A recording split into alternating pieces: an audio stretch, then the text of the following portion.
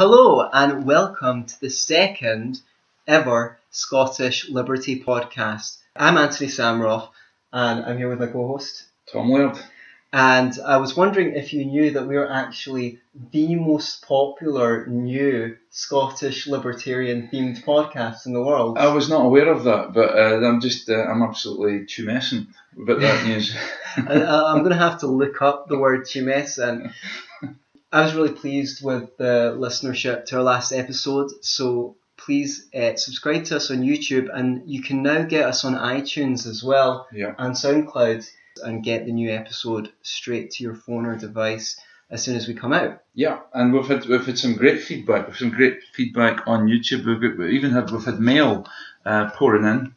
We've got a letter here from a man who just says, "Listen to your show last week, guys. You rock. Absolutely fantastic, especially the joke about the cock in the toaster." And that's from a Mr. B. Al-Assad in Damascus. That's fantastic. Yes. And also another letter here that says, "Yeah, same stuff. Great stuff, guys. Really loved it. Loved the cock in the toaster joke. And if only I had have stuck my honourable member in a toaster as opposed to sticking it in a pig's mouth, maybe things could have turned out differently." And there's no name on that one, but it's on Conservative Party headed paper. And another one here, this is also on Conservative Party headed paper. It says, it just says, "What's a cock?" And that's from a Ms. Ruth Davidson. But anyway, maybe she's I don't know what she means by that, but maybe she's just maybe just in an archaic and sort of nice way, she's asking what the time is. Maybe she meant what's o'clock. I don't know. Right. So for you, Miss Davidson, it's now 7:15. Yeah, you did miss the letter that asked for a demonstration. Is there any reason for that? Yeah, I don't think. Well, it's kind of hard to do. If we actually get around to getting a camera involved, then I might actually do a demonstration at some point of just how insane putting your right honourable member, as it was called, in a toaster. But for now, it's not going to work. I don't think it's going to work really well. Through the audio medium. Plus, it's the kind of thing that you can only do once. I don't know. I mean, we could see about that, but I don't think it's even advisable once. Yeah. Are you going to wait till it pings? It goes click. Yeah. So, anyway, but the feedback's been fantastic. I'm going to jump right in to our news stories. Angus Robertson, MP, right, not even MSP anymore. Angus Robertson, who is the Scottish Notional Party's, yes, I said that right, don't bother writing in, Scottish Notional Party's mouthpiece in Westminster. I remember in his maiden speech at Westminster, he stood up and confidently told David Cameron that the Scottish people, because I don't know if you know this, Angus Robertson has actually, it's an astounding feat. It should be in the Guinness Book of Records. He's walked the length and breadth of this land, and he spoke to every single person in Scotland, every one of them, and they've told him, in fact, he was 46 stone when he started. He's down to a nice fighting trim, 26 now.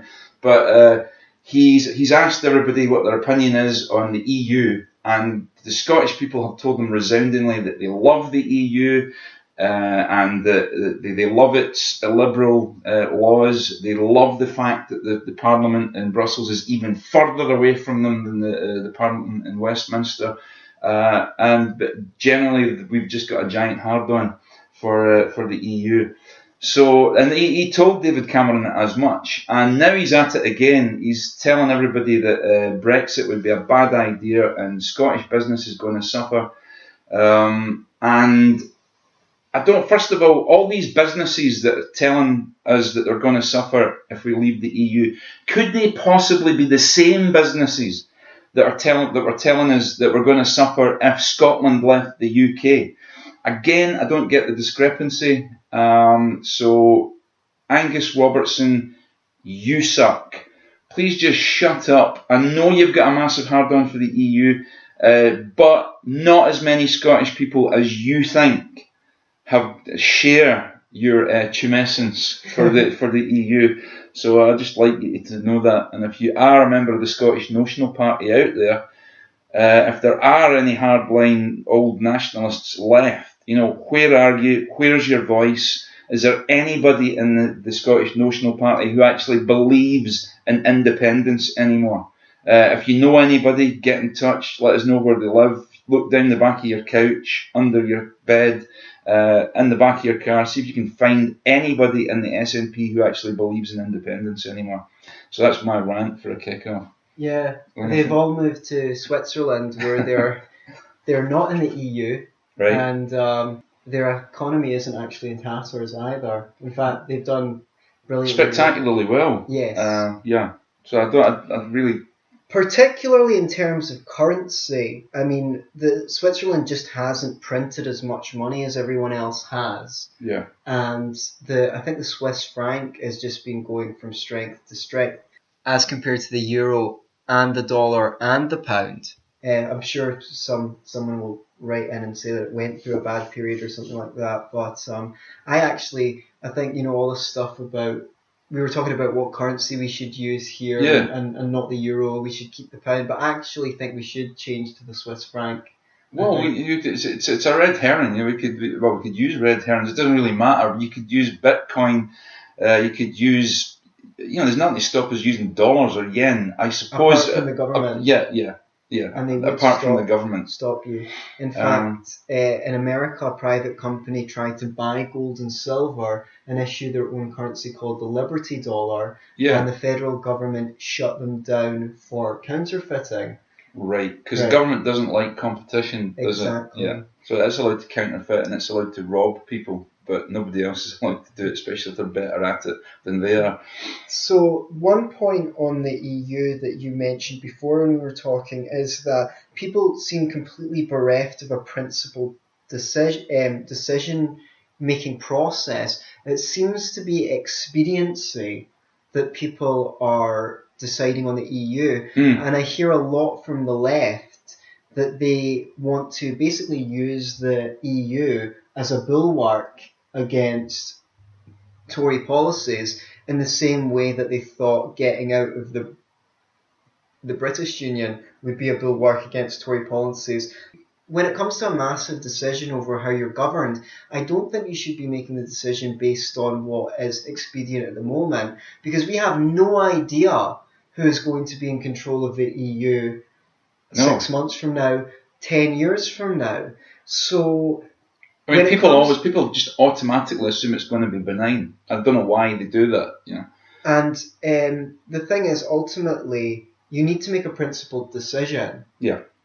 So, as a principle, should we have big international governments that supersede the laws of our domestic government? And if so, why stop at the EU? Why not add a fifth layer of government, a world government? Why don't we just keep on adding more and more layers? If the EU is good, why stop at the EU? Why not include every nation in it? So I don't understand where the principles are. One thing that really... Well, nobody's really arguing about principles. Everybody's out talking about economic arguments. Some people are talking about immigration. None of these things really concern me as much as the argument in principle, and nobody's doing that. I wish that the Leave campaigners would start arguing more on principle and just saying, look, this is a matter of principle. We don't need this super expensive club. We can trade freely with other nations if we want to. If you make biscuits and you want to sell biscuits to somebody in Nigeria and they want to buy them, well, what business is it a government? How you do that? It's entirely up to you. So the idea that we need these complicated trade agreements in order for businesses to deal with people is completely nonsensical. What we need is simplicity. Yeah. We need the simplicity of a free market principle, which is if you have something to sell and someone else has something to buy, wants to buy it, that's fine. Now, what really gets my goat about the EU, and is ultimately why I'll be voting to leave, is every time I've watched Question Time or any of these programmes, without fail, someone will propose a policy and be replied, well, we can't do that because that will fall foul of EU regulations. Yeah. So that's the principle at stake. If we are to have a state, if we are to have a government in this country, why can't we make our own laws? And if we can't make our own laws without having them superseded by EU regulations, can't we just devolve to the EU? Let's just get rid of our national parliaments. and not have this kind of Yeah, it's a facade. pantomime. It's a total pantomime. If the EU regulations have ultimate authority, they are de facto our government. So I think it's either in or out. And if we're out, then let's be all the way out. And that's what I prefer.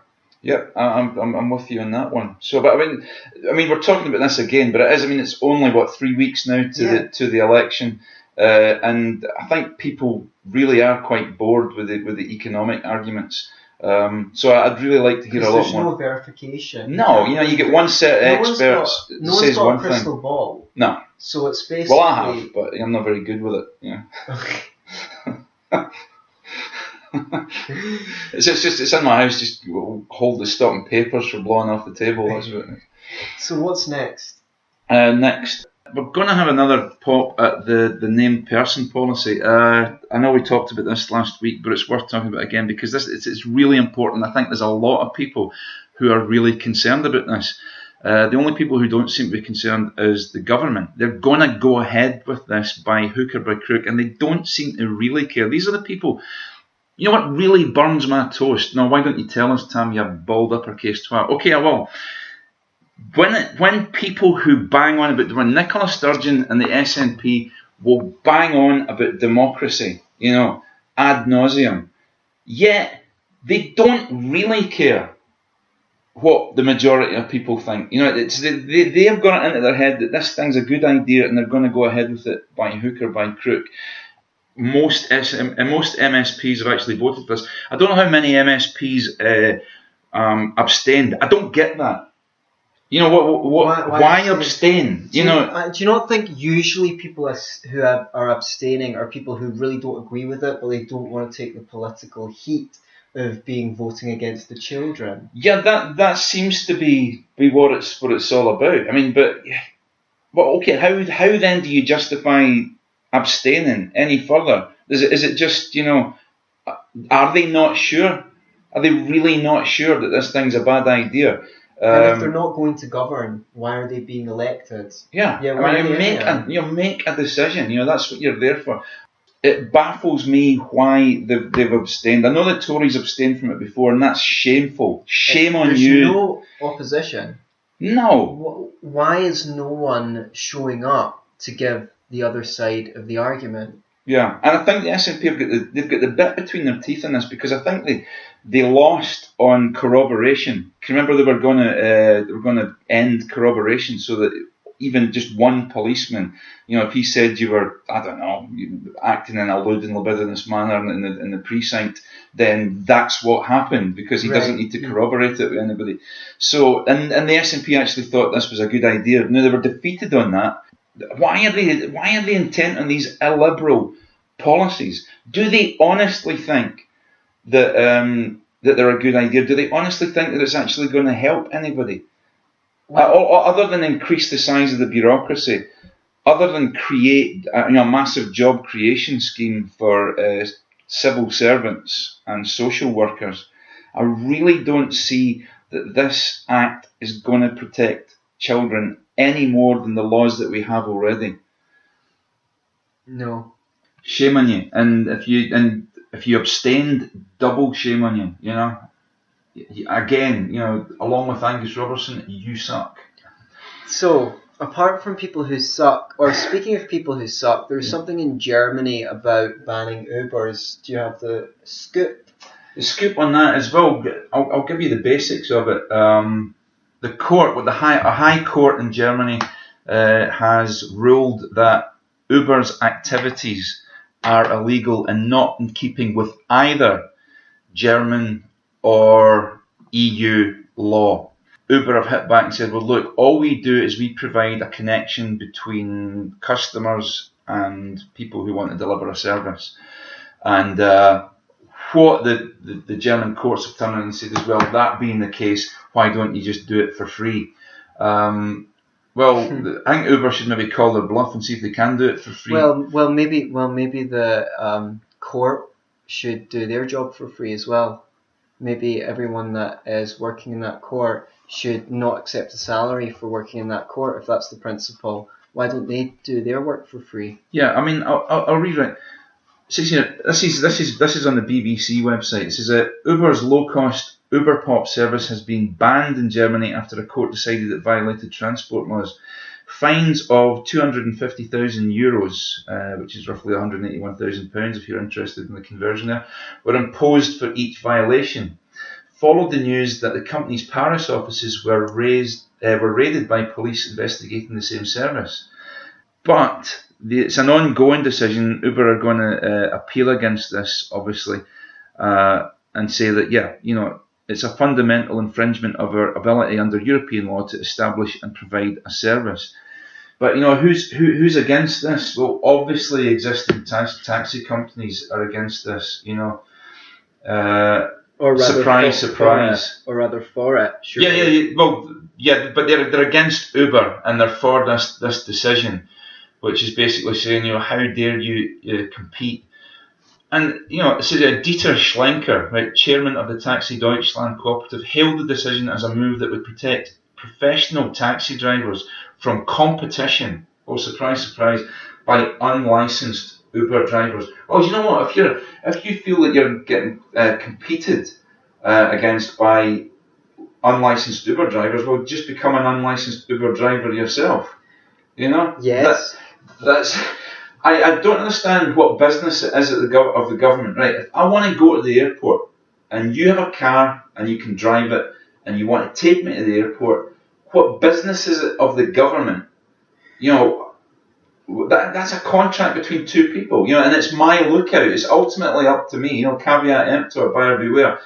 And if I want a licensed service, if I want to go, okay, I don't want to use an unlicensed service, then I can still use a licensed service and pay a premium for that. I mean, people go on holiday and, they go to all sorts of places in the world and they jump in taxis without even thinking about it. You think the very thing that you're told to do as a child, right? Don't get in a car with a stranger. Not only do you do it when you're an adult, but you actually pay through the nose for getting in a car with a stranger. So people do it when they're abroad. They just jump in cabs. They don't know the guy's license. They don't even know what the standards of the driving test are in that country. But people take the risk and they realise it's up to them and they realise they're taking the risk and that's it. Again, the state has to nanny you. We're going to protect you from bad taxi drivers that might kill you, drive you into a wall or something, or drive drunk. These are all up to you. But, who's going to actually run a business by providing a bad service? It's going to happen. It's more likely to happen if there's less people providing the service. Yeah, right? Absolutely. Supposing you only... And it's not like licensed taxi drivers never rape women, or licensed taxi drivers never commit offences. Right. But the thing is, if there's lots of people, if only a few people, the perfect counterexample is the public transport in Scotland, particularly the intercity public transport, where it's all basically owned by CityLink. I think they're the same company as Megabus. They might also be the same company as Stagecoach. And I've heard so many people complain about the service with CityLink, where drivers are rude, where attendants are rude, where you come to the station just 1 minute after time and the bus driver leaves in front of you and says he can't let you on. Now, the reason for that, is partly because they're the only people providing that service. Yeah. It's expensive and the quality of service is relatively poor because they're not subject to any competition and they might well be in receipt of state subsidies. Yeah. Now, if there was 10 companies doing how hard is it to buy a minibus and take people from Inverness to Glasgow and back? Right? It should be cheap as chips. It should be a frequent service, and you should have a choice of service providers. Now, let's take your example of you get into a taxi with an unknown person abroad. There will be statists who will present the argument, well, they should have licensing laws too. It's dangerous. But... Well, they do, but you don't. You have no idea the standards they're using, whether the guy just puts money in a brown envelope and gets his taxi driving license. And so, the best way to ensure a high quality of licensing is to actually have market competition work in licensing. And okay, it won't be a mandatory license, but you might have a nice gold disc with your number, and someone can have an app on their phone where they scan your barcodes. You can have reviews. You know, there's reviews on Uber. Yeah. Every time I take an Uber, you've used the service. I'm asked to rate my driver out of 5. You don't get that with a taxi company. No, and you can actually see the history of the guy who's picking you up. Exactly. So they're actually providing a better service in terms of vetting. Supposing someone comes up on my Uber and I'm offered to take this car and they have a rating of 3.7 stars on average, which by the way I've never seen before. They're all somewhere in the region of 4.6 to 4.9. Right. So I can actually choose not to take that driver and wait a bit longer to select a driver that's got a much higher rating. Yeah. Now, I can't do that with a regular taxi company. So Uber are providing better discernment than the government is with its licensing. Well, I agree. I mean, I very rarely get a cab. I mean, I can't even remember the last time I got a taxi unless I shared it with somebody else and they paid. But I know in London, for example, I mean, the price difference is staggering between getting a regular London cab and getting Uber. Yes, and people here in Edinburgh also the case. Right, okay. So, I mean, and people taxis should have that are quite choice. cheap in Glasgow, but in Edinburgh they're incredibly expensive because the council sets the rates of taxis. Well, it also charges an exorbitant and extortionate rate for actually having your licence in the first place. I think it's the last I had was something like £30,000. So it might be ridiculous. And that's insane. In New York, and what gives them the right to demand that kind of money for the privilege of being able to drive a taxi? Now, in New York, they have a medallion system where only people who have medallions are allowed to drive a taxi, and these sell for like $1 million. Yeah. One will sell their license to another for $1 million. That's called a barrier to entry. That's stopping people from providing services. In Washington, D.C., on the other hand, they don't have that system, or at least they didn't. They might have introduced it. I know there were moves to introduce it, and everyone was raving about the taxi service, and the taxi drivers really didn't want the medallion system to be put in place. But at the end of the day, whose right is it to say you can't drive a taxi? Well, no, it's an agreement between two people. I mean, like this conversation. Yeah, exactly. I mean, there should be much more competition in public transport, much more competition in buses, much more competition in taxis. Yeah, and I prefer to say service provision rather than competition, because I feel whenever we say competition, we're giving one to the people who go, oh, capitalism's tooth and nail. Yeah, it's dog eat dog. Service provision, you get to choose between service providers. It's not about competition, it's about your right to choose who you want to get a service from. And that's a far better way of putting it. And your right to provide a service without someone saying, no, I'm sorry, you can't serve people. Yeah. Isn't that what an economy is about? Everyone working for everyone else. I agree totally. It sounds like a massive long advert for Uber here. I'm not particularly stuck on Uber. I'd like to see about 30, 40, 50, 100, you name it, Ubers. Giving you a Uber choice of what you... Uber for doctors, lawyers, therapists, whatever. Go to your app and just have some way of linking people to people who can provide them with value. I think that's what the economy of the future should look like. And it does something that the left want to do, which is cut out the middleman. Know? And the left don't necessarily believe this, but actually the free market is always working to cutting out profiteering classes, because your margin of profit is always an expense to the company. Yeah. So someone who can accept a smaller margin of profit is actually going to provide a more competitive service in the long term. Yeah. In the short term, profit is a reward for being the first person to come into that market. Yeah. Yeah. Unless you have the state banning other people from competing, in which case you might be able to actually retain a wide profit margin for a much longer time. It's not just Uber per se, but it's just that kind of thing. We're all for it. But if there's anybody who's listening to this and you have used Uber, tell us what you think about it. If you've used a similar service to Uber and you think it's just as good, let us know about it as well. And if you've had a bad experience, let us know. But let us know whether it's a bad experience down to the way that Uber conduct their business, or it was just that particular driver. We'll be glad to hear your comments on it. Great. I'd just like to do one more story before we wrap up. Okay. Which is this.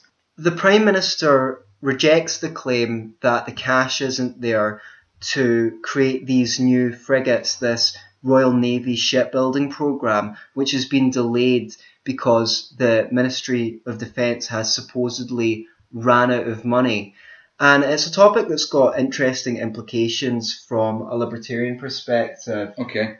Because people tend to think that the libertarian position on military is either the same or similar to the left-wing position, or that it is sort of a mixture of both, because libertarians believe in a strong national defence but a non-interventionist foreign policy.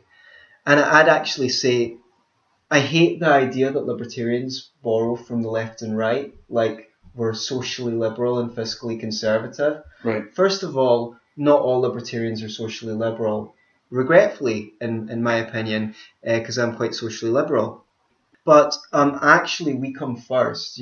Our political philosophy dates back prior to conservatism and socialism. So we're not kind of like borrowing from the left and right. We've got a classic liberal tradition that dates back to Adam Smith, John Locke, and so you could say that both conservatism and socialism are different reactions to liberalism, as it was originally defined. But I don't think you can say that we are sort of the best of both. Right.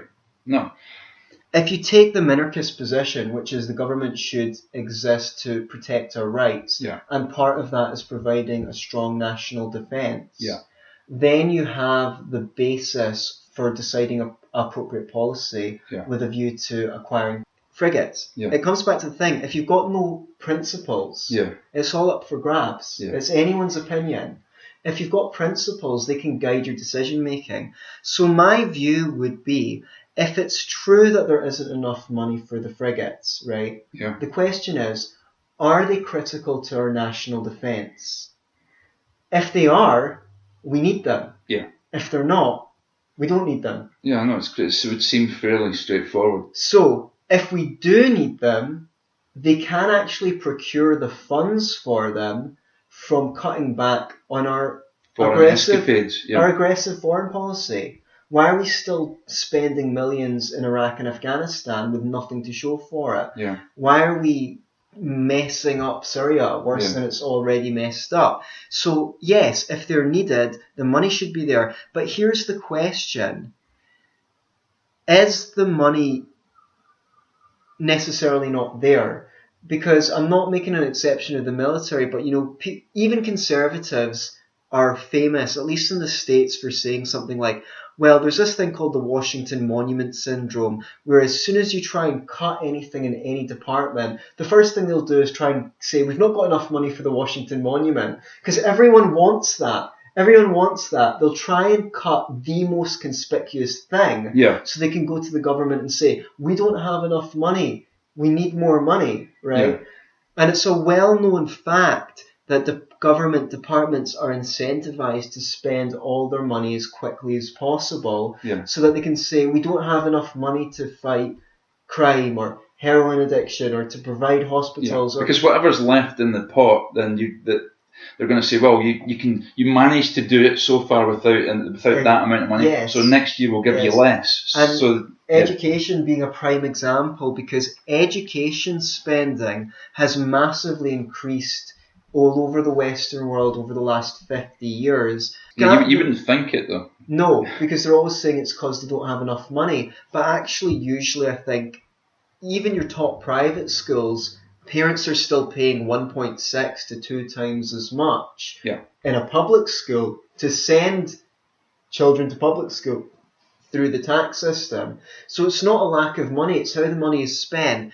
And we would really need to know if that's what's going on with the MOD, because one of the things that really gets the left's goat, and I think justifiably so, is that always with Conservatives, it seems to be the case that, oh yeah, we need to cut things, and they go for dependent classes. Right. They have been making cuts to disability allowance and things like that, but it's a blank check when it comes to the military. And I can see that criticism because I believe in cuts. I think we need to cut a lot, but things like disability allowance wouldn't be the place that I'd start cutting. Yeah. I'd start with corporate welfare. But there's also, it's worth mentioning, with the military especially, it is, like you say, a black hole. And I know from my own experience in the military, the wastage is incredible. The amount of money that gets wasted by the government and the MOD is intolerable. In cockamamie projects, look, we built aircraft carriers, and then as an afterthought decided what kind of planes were going to go on them, and then they didn't. The planes that they wanted to put on them were absolutely unsuitable for the carriers, and a carrier is an extremely vulnerable ship. I would guess we were better off with more frigates and more battleships than we would be with carriers. Although the Chinese are knocking out aircraft carriers like nobody's business, but they're an extremely vulnerable thing. And I can remember when I was in the military, they brought in our new rifle for the British Army, and it had been developed. Initially it was called the SE-80. Before that it was actually called the SE-47 because it was conceived in 1947 or 48, can't remember. And that's how long it was in the pipeline. That's how long it took from it being on the drawing board to actually getting in the hands of an infantryman. And it was useless. It had to be. They had to send it to Heckler and Koch in Germany and get the whole thing redone to make it, to turn it into a weapon that was halfway decent. And but that was all about British arms companies being in bed with government and saying, look, we need the jobs here in the UK, and it's a weapon that we could have got at half the price, and we ended up spending more money on it. So without the wastage, without the incompetence, we could have a better military than we do have, even within the existing budget. Yes, and giving contracts to British companies, we need the jobs here. And that is a fallacy pointed out by Bastiat, the seen and the unseen. You might think, oh, we're creating jobs here by creating military weapons. But when the government's creating that job, it's also destroying jobs by taxing people who have to pay for that job.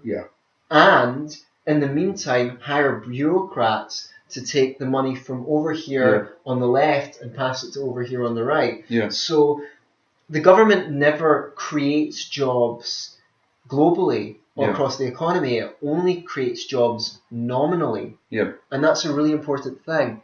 For the people who are big on cutting military spending, which I would like to see massive cuts to military spending first, there is one caveat, because what's often happened in the past when it comes to military spending cuts, and maybe this is the Washington Monument Syndrome as well, is they do it by, supposing they wanted 16 frigates, and they go, well, the climate's not good for spending that much money, so we're just going to buy 10. What the people who advocate the cuts are not realising is it's a false economy, because it's the unit cost decreases as the number of units increases. So it might actually be worse to have to do the project half-assed and do it again in future.